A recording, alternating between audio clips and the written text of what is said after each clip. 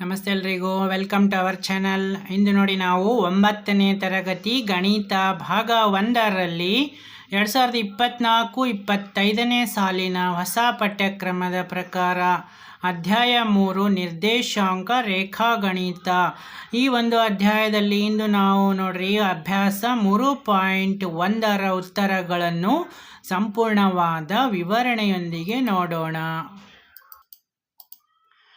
ಈಗ ನೋಡ್ರಿ ಅಧ್ಯಾಯ 3 ನಿರ್ದೇಶಾಂಕ ರೇಖಾಗಣಿತ ಈ ಒಂದು ಅಧ್ಯಾಯದಲ್ಲಿ ಇಂದು ನಾವು ಅಭ್ಯಾಸ 3.1 ಇಂದು ನಾವು ನೋಡೋಣ.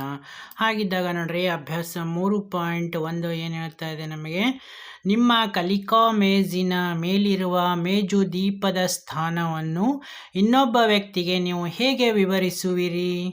ಇವಾಗ ನಾವು ಏನು ಮಾಡೋಣ, ಒಂದು ಮೇಜನ್ನು ಮೇಲಿರೋ ಒಂದು ದೀಪವನ್ನು ಮತ್ತು ಮೇಜನ್ನು ಡ್ರಾ ಮಾಡಬೇಕಾಗಿದೆ. ಒಂದು ಮೇಜನ್ನು ನಾವು ಡ್ರಾ ಮಾಡಿ ನೋಡ್ರಿ ಒಂದು ದೀಪವನ್ನು ಇಡೋಣ. ಇಲ್ಲಿಂದ ನೋಡ್ರಿ ಎಷ್ಟು, ಈ ಅಂಚಿನಿಂದ 15 ಸೆಂಟಿಮೀಟರ್, ಈ ಅಂಚಿನಿಂದ 20 ಸೆಂಟಿಮೀಟರ್ ದೂರ ಇದೆ ಅಂತ ನಾವು ಊಹೆ ಮಾಡಿಕೊಳ್ಳೋಣ. ಒಂದು ಸ್ಕೇಲಿನ ಪ್ರಕಾರ ನಾವು 15-20 ಅಂತ ಅಳತೆ ಮಾಡಿಯೇ ಇಡೋಣ. ಓಕೆನಾ? ಈಗ ನೋಡ್ರಿ ಕಲಿಕಾ ಮೇಜನ್ನು ಒಂದು ನಿರ್ದೇಶಾಂಕ ಸಮತಲ ಎಂದು ಭಾವಿಸಿದರೆ ಚಿತ್ರದಲ್ಲಿ ತೋರಿಸಿರುವಂತೆ ಓ ಮೂಲ ಬಿಂದು ಆಗಿರಲಿ. ಓ ಅನ್ನೋದು ನೋಡ್ರಿ ಇಲ್ಲಿ ನಮಗೆ ಮೂಲ ಬಿಂದು ಆಗಿರಲಿ. ಮೇಜಿನ ಎರಡು ಪರಸ್ಪರ ಲಂಬವಾಗಿರುವ ಬದಿಗಳನ್ನು ತೆಗೆದುಕೊಂಡರೆ ನೋಡ್ರಿ, ಎರಡು ಲಂಬವಾಗಿರುವ ಬದಿಗಳನ್ನು ತೆಗೆದುಕೊಂಡರೆ ಅವನ್ನು OX ಮತ್ತು OY ಅಂಚುಗಳಾಗಿರಲಿ. OX ಮತ್ತು OY ಅಂಚುಗಳು ಆಗಿರಲಿ. ಮೇಜು ದೀಪವು OX ದಿಕ್ಕಿನಲ್ಲಿ X ಅಕ್ಷ ನೋಡ್ರಿ, OX ದಿಕ್ಕಿನಲ್ಲಿ X ಅಕ್ಷವಾಗಿ 20 ಸೆಂಟಿಮೀಟರ್. ಓಕೆನಾ? ಇಲ್ಲಿಂದ ಇಲ್ಲಿವರೆಗೂ 20 ಸೆಂಟಿಮೀಟರ್ ಹಾಗೂ OY ದಿಕ್ಕಿನಲ್ಲಿ 15 ಸೆಂಟಿಮೀಟರ್ Y ಅಕ್ಷದ ದಿಕ್ಕಿನಲ್ಲಿ ದೂರದಲ್ಲಿದೆ. ಆದ್ದರಿಂದ ಮೇಜು ದೀಪದ ಸ್ಥಾನವು ಮೇಜಿನ ಮೇಲೆ 20-15 ಆಗಿರುತ್ತದೆ.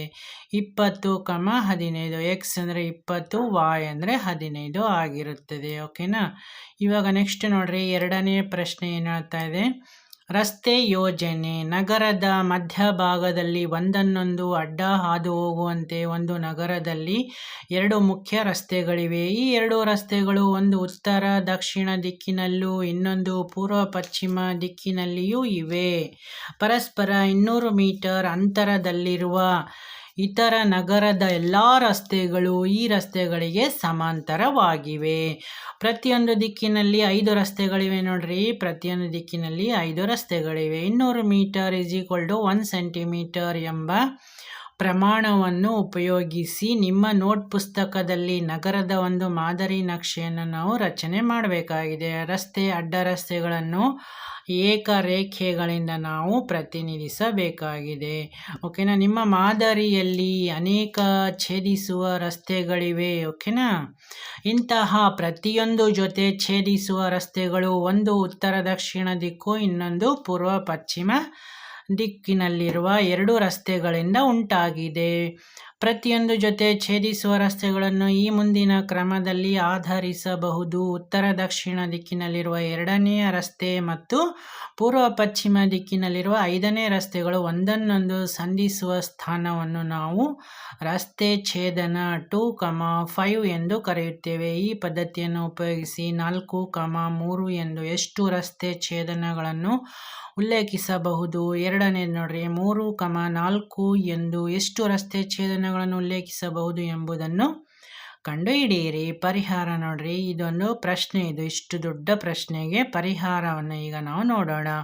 ಮುಖ್ಯ ರಸ್ತೆ ವೆಸ್ಟ್ ಈಸ್ಟ್ ಅನ್ನೋದು X ಅಕ್ಷವಾಗಿರಲಿ. ಮುಖ್ಯ ರಸ್ತೆ ನಾರ್ತ್ ಸೌತ್ ಅನ್ನುವುದು Y ಅಕ್ಷವಾಗಿರಲಿ. S1, S2, S3, S4, S5 ಪರಸ್ಪರ ಛೇದಿಸುವ ಸಮಾಂತರ ರೇಖೆಗಳು. ಇಲ್ಲಿ ನೋಡ್ರಿ, ಸಿ ನಗರದ ಮಧ್ಯಭಾಗ.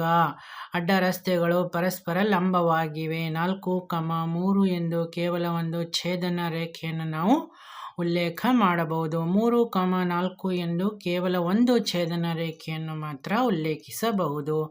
ಇದರ ಒಂದು ಇದು ಒಂದು ಮಾದರಿ ನಕ್ಷೆಯನ್ನು ನಾವೀಗ ರಚನೆ ಮಾಡೋಣ. ಓಕೆನಾ? ನೋಡ್ರಿ, ಈಗ ಮಾದರಿ ನಕ್ಷೆ ವೆಸ್ಟು, ಈಸ್ಟು, ನೋಡ್ರಿ ಸೌತು, ನಾರ್ತು. ಓಕೆನಾ? ಇದು ವಾಯ್ ಅಕ್ಷ, ಇದು ಎಕ್ಸ್ ಅಕ್ಷ ಅಂತ ನಾವು ತಗೋತಾ ಇದ್ದೀವಿ ಇವಾಗ. ಓಕೆನಾ?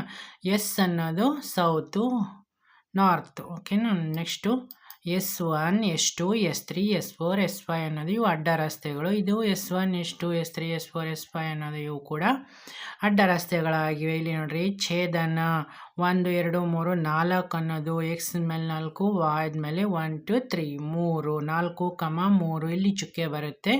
ನೆಕ್ಸ್ಟ್ ಇದು ಎಕ್ಸದ ಮೇಲೆ 3, ವಾಯ್ ಮೇಲೆ 4. ನೆಕ್ಸ್ಟ್ ಇದು ಎಕ್ಸದ ಮೇಲೆ 2, ವಾಯ್ ಮೇಲೆ 5. ಈ ರೀತಿಯಾಗಿ ನಾವು ಒಂದು ಮಾದರಿ ನಕ್ಷೆಯನ್ನು ನಾವು ರಚನೆ ಮಾಡಬಹುದು.